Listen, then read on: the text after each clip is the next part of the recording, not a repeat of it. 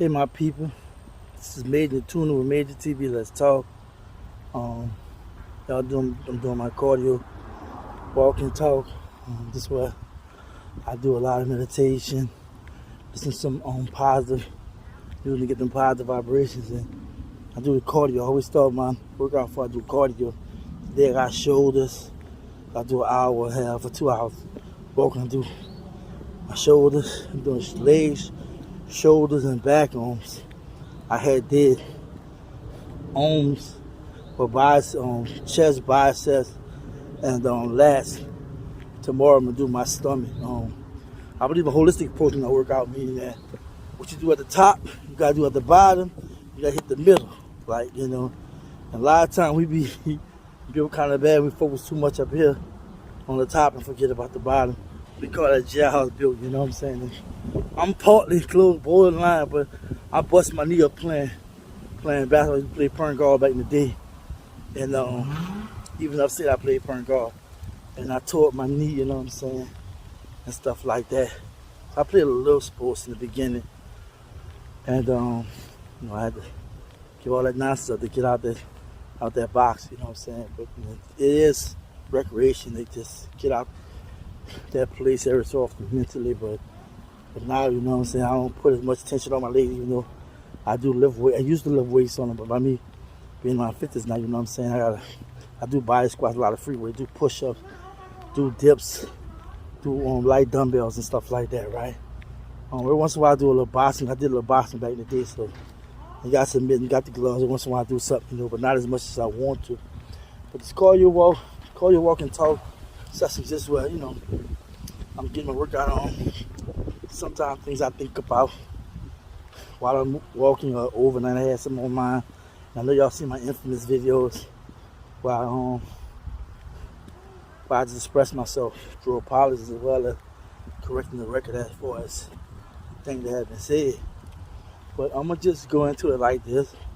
Not talking about that. This is a whole. It's a relationship, but I'm not gonna really talk about it no more. And first and foremost, let me say this. I want to thank everybody out there that comment on my videos, the personal calls, the emails, family and friends. I'm alright. I'm good. You know what I'm saying?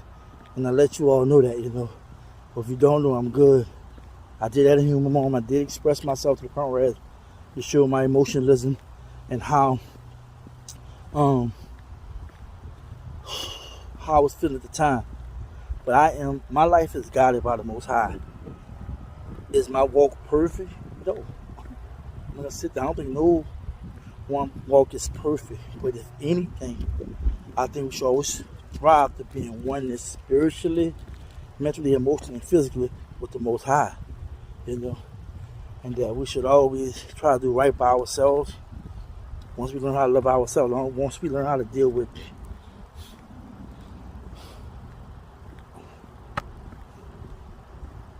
me, you deal with you, I deal with other people. Because you're supposed to treat people how you want to treat it. But name this topic, I'm going to just get straight to it because I kind of want to open up, talking about what I'm doing and why I started to call you walk and talk. But it's about understanding that everybody won't have the same heart. Everybody won't have the same heart that you have. And I learned when I was young, that I realized there's people out here that you can help. You can show where you're down with them, especially when they're going through something. And you do everything from talking with them, consoling them. If you can financially support them, in a way where it won't hurt you. Do what you can do and what have you. It's not always the same when they come down to you when you're going through something and when they know you're going through something. And I have people that, as a part of my circle, I felt was very insensitive and wasn't there when I was there for them, right? And I used to find myself getting mad, and I used to always be reminded by this, even now, that everybody don't have the heart you have, and you can't get mad. Everybody have the heart you have, so you can't get mad at them if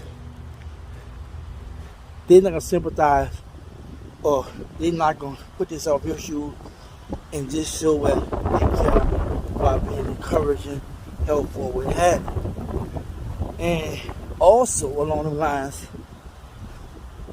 you can't expect because you live your life a certain kind of way, whereas you know you don't be with the rah, you don't be on native tip, and you don't be with the cussing and you the N-word and what have you, because you believe that it's time to start projecting more positive image, because the media, the powers that be, make sure that when you watch news or you watch television or you listen to radio, it's mostly negative, mostly toxic, right? So I'm like, hey, I was a part of it. Let me change up and show people a whole different look, you know what I'm saying? And doing that, I've met a lot of beautiful white people that I was able to really resonate and connect with. How you doing, man? All right. And I was able to connect and resonate with without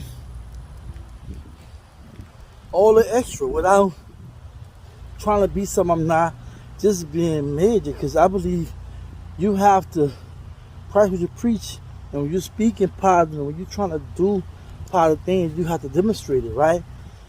So it's a good thing. In the same breath, when I look around, I'm seeing just the opposite. So I'm trying to stay away from that. I've eliminated so many people. I want to elimination process of eliminating people out of my life that wasn't healthy, wasn't positive. They mad about everything. They frustrated. I get it. What we've been through, what we going through, how the enemy keep their foot in our throats. But what are we gonna do about it? We're gonna keep talking about COINTELPRO? We keep talking about the brainwash. We're gonna keep talking about the post-traumatic slave syndrome without any solutions? I have a problem with that. You know what I'm saying? I understand we suffer with mental health. We suffer with brainwash. We suffer with being targeted, excluded, suppressed. I mean, enslaved. I get it. But in the end, we need to have positive solutions. Now, I can't tell nobody how to talk, act, what have you. Even though I make suggestions, even though I may talk bold about certain things, in the end, it's that person's responsibility. And it's that person own choice, willing choice to say and do whatever. I'm just somebody that's a conduit that's just transferring information, my experience, what I observe, and what I'm seeing and hearing that is not healthy. Because in the end, and I really believe what I'm about to say, right? I really believe from the bottom of my heart. When you're not together, when you don't know what you're doing, you just think you can just say and do anything, you can get exposed real fast. And that's when they say the issues begin, right? Whereas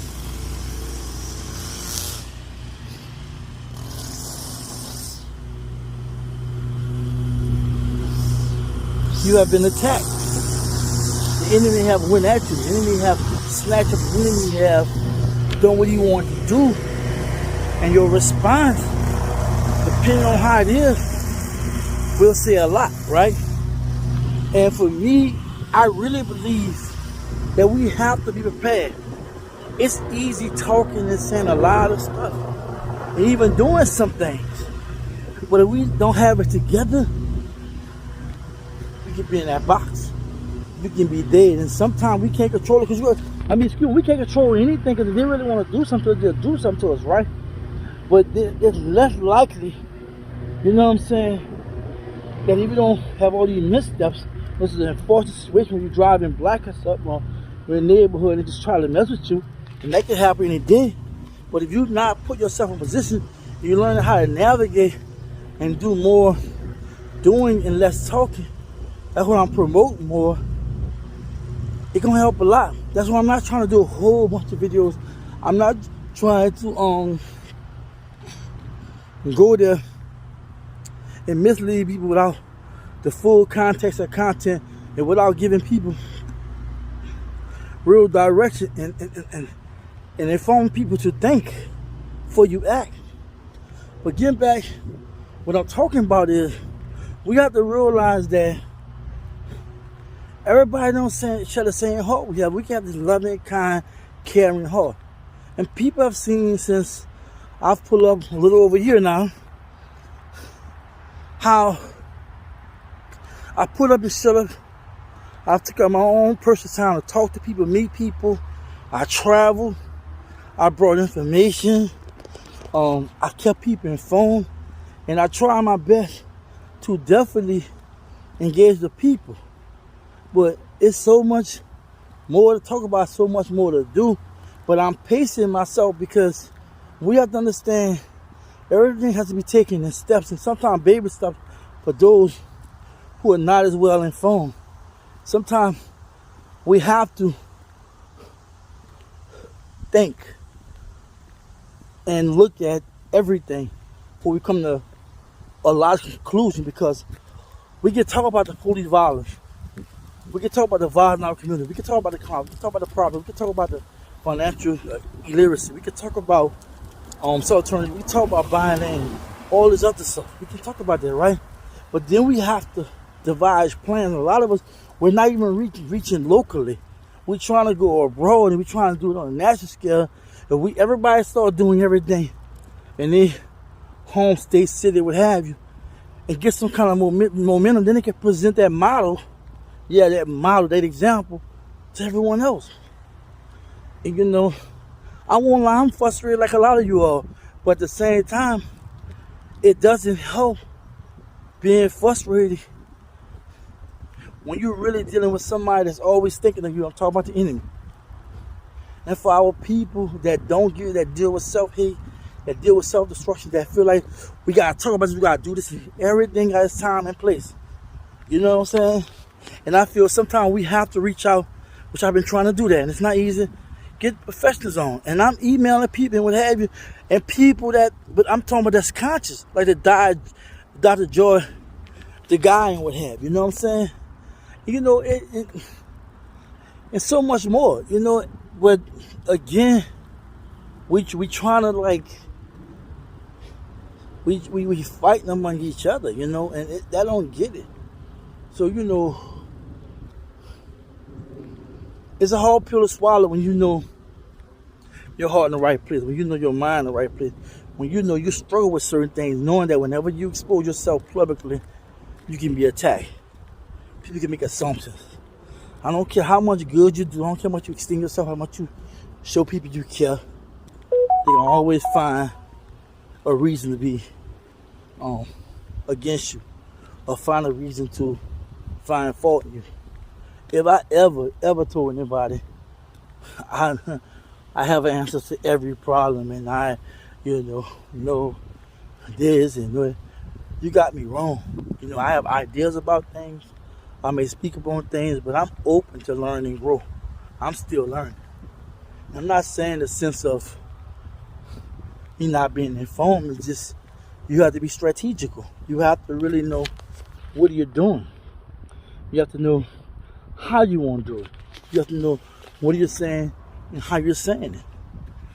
We have people listening, our people, the enemy and other, so if we don't realize everything got to be tactical, I don't know what to say. But I'm not a quitter, you know what I'm saying? I'm not a person that when things don't go right, I run. No, I bet down, but it's just funny that you can give yourself to someone or something and be underappreciated and not even really see where you're really coming from. But then you want somebody to sympathize with you, understand what you're going through when that person has helped you. You know what I'm saying? People have no idea how the YouTube streets are. They have no idea how messy and mess this movement and how divisive it is, even in leadership, keeping the people divided. People have no idea that you have less humility and a lot of egotism, a lot of narcissism, a lot of self-destructive behavior that come always, like I always say, from post-traumatic slave syndrome. So for me, yeah, my people, I just wanted to do this video to let everybody know, and I know as well, that just because your heart in the right place don't mean the next person how it is. And just because a person doesn't be for you or be there for you, understand you, you know what I'm saying, it's not right to even let that get into your skin, because in the day, as long as you know where you stand with the Most High, as long as you know you stand with yourself, as long as you know life is trial and error, live and learn and growing, that's all it's about. When I do things for people, I do things unconditional. People don't always do things unconditional for me, and I understand. When I do it from my heart. I don't look for no blessing from nobody but the Most High. If somebody want to bless me, they can.